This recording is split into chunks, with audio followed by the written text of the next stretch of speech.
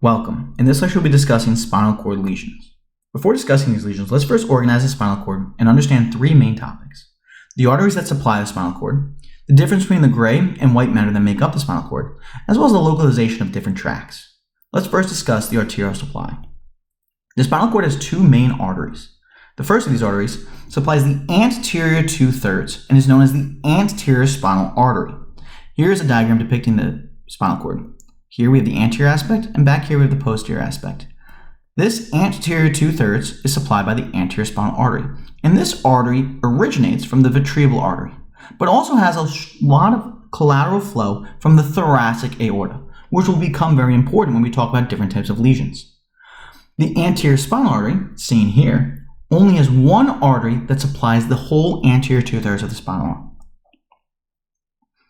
The posterior 1/3 is supplied by the posterior spinal arteries. Back here, we have two separate arteries that supply this posterior 1/3. These arteries also can come off the vertebral artery, but sometimes also originate from the posterior inferior cerebellar artery, also known as the PICA.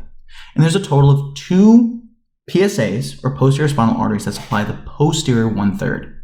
Knowing these arteries' localizations, as well as what they supply, and what tracts they're going to supply will be key when we talk about different types of lesions. The spinal cord also has two different matter types. The first of this will be gray matter. Gray matter is usually depicted as this H-shaped in the spinal cord.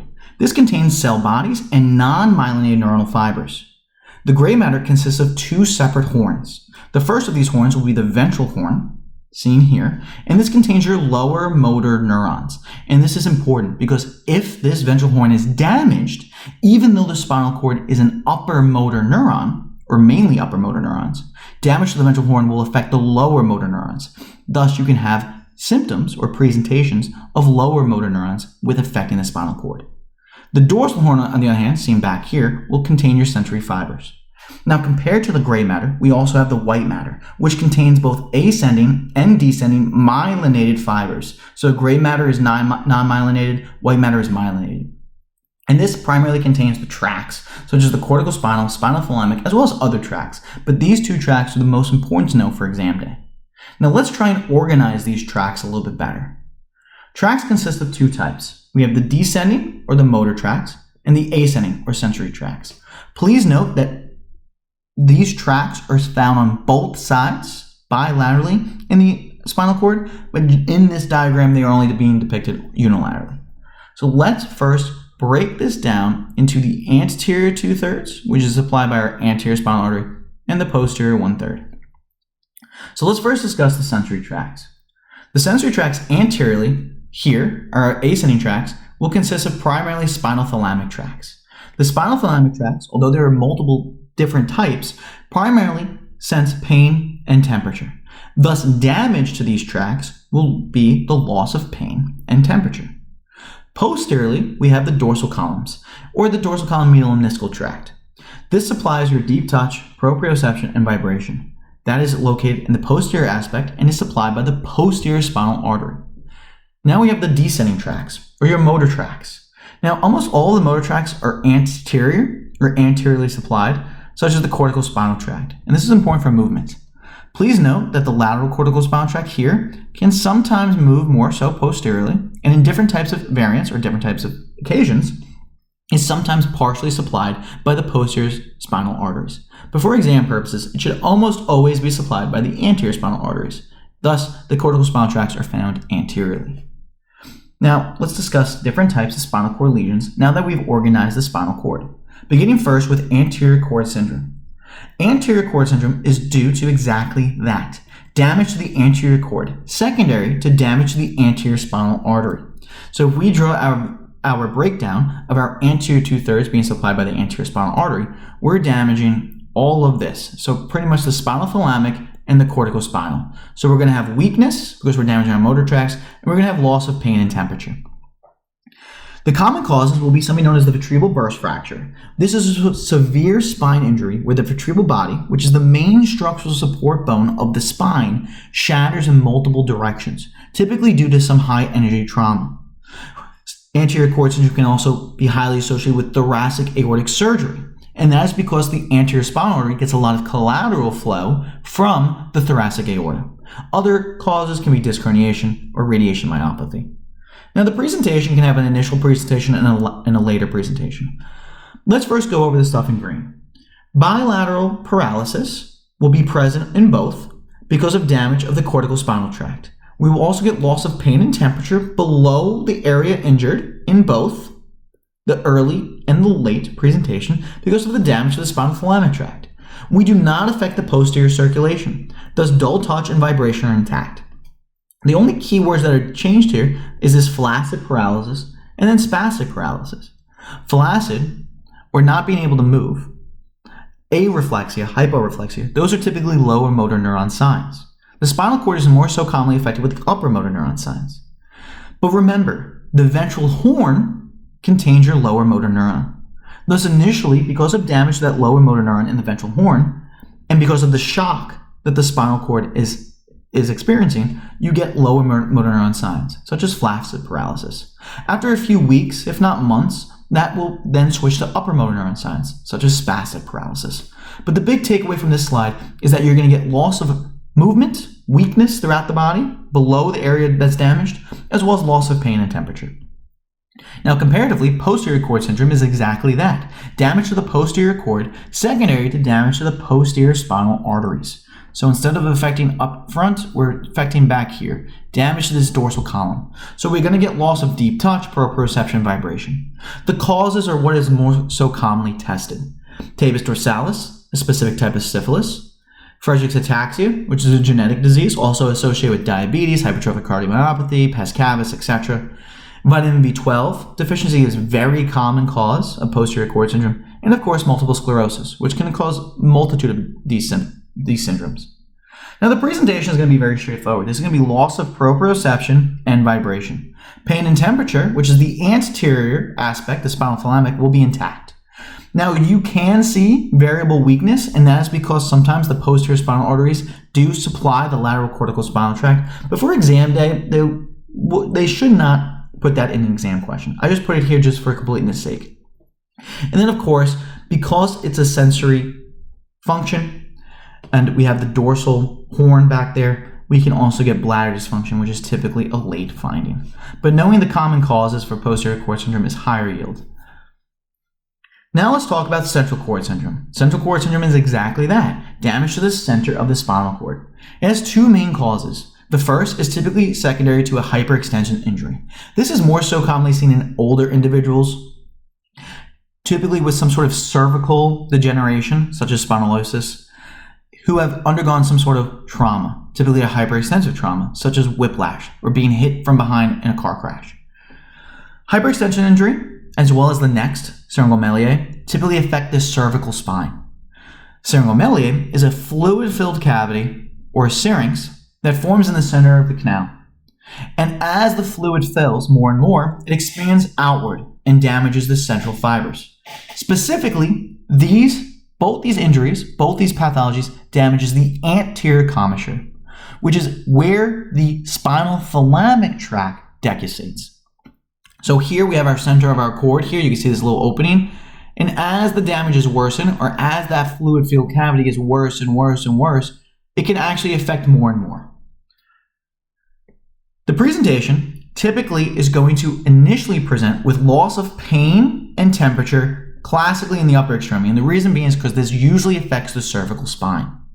And this is because it affects the decussating fibers of the spinal thalamic tract, also known as the anterior commissure.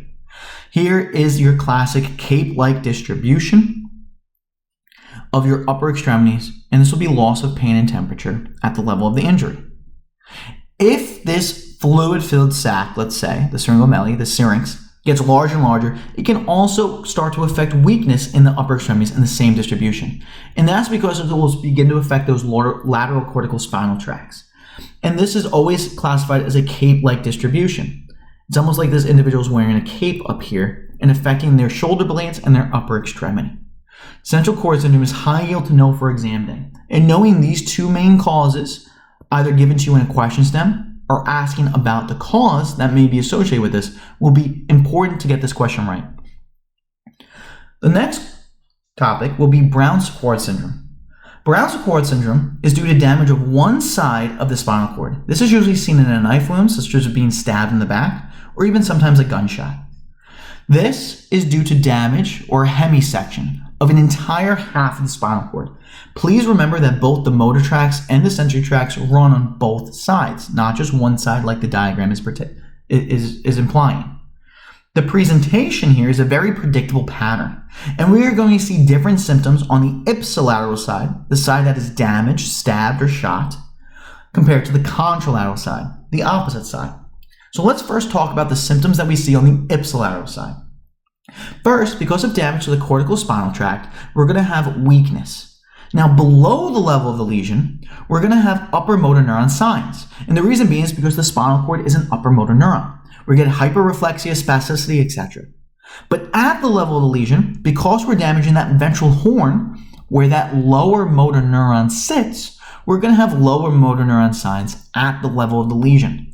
Thus, if I stab you at L5, L4, something along those lines, where L4 runs and affects your patellars, let's say your patellar reflexes, those are going to be hyporeflexive. But your Achilles might be hyperreflexive. That will be your ipsilateral weakness. Also ipsilaterally, because of damage to the dorsal columns, we'll also have loss of proprioception and vibration on the ipsilateral side. Contralaterally, due to the quick decussation that takes place with the spinal thalamic tract across midline through the anterior commissure, we're going to have contralateral loss of pain and temperature below the level of the lesion. So, to summarize, ipsilaterally, you're going to have ipsilateral weakness and ipsilateral loss of proprioception and vibration. Contralaterally, on the other side that you've been stabbed or shot, you're going to have loss of pain and temperature. Now, a high yield point for exam day is if a lesion occurs above T1, C8, C7, something along those lines, it knocks out the first order sympathetic fibers as they descend. This interrupts the whole pathway of the sympathetic system, and this can lead to something known as Horner syndrome. Horner syndrome has a classic triad of anhidrosis, no sweating, miosis, constricted pupil, and ptosis, droopy eyelids. Knowing this on exam day will net you easy points. Now let's move on and talk a little bit about spinal cord compression. Spinal cord compression is a broad term that means the spinal cord is being exactly that, compressed. Now, this can occur anywhere along the spinal cord, but this can also be caused by tumors, abscesses, trauma, herniated discs, hematomas, etc. And the symptoms that we get depend on where the lesion is compressing. Classically, spinal cord compression affects either the lower thoracic or the lumbar area. And the red flag signs that you want to be aware of on exam day are always going to be almost associated with back pain. So if you see back pain and any of the other, this has a specific workup that we need to follow. These symptoms can be history of malignancy, such as prostate cancer, which can classically metastasize to the back or the low back pain and new onset above the age of 50 without a known cause is also high yield to know. IV drug use, recent infection, or other systemic symptoms, this is also high yield. Nocturnal pain, Cauda Equina, Conus Medullaris symptom, which we will talk about in the upcoming slides. This will typically be your urinary bowel incontinence, saddle anesthesia, lower extremity weakness. If you have any of these, except for these systemic symptoms, okay, if you have any of the others, this has a very specific workup.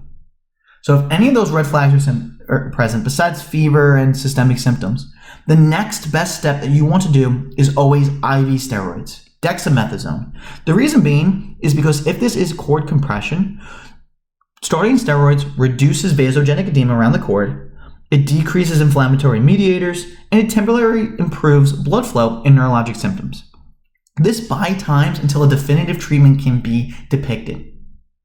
After you start steroids for these individuals, you want to diagnose it, and the best diagnostic test will be with an MRI to look for cord compression.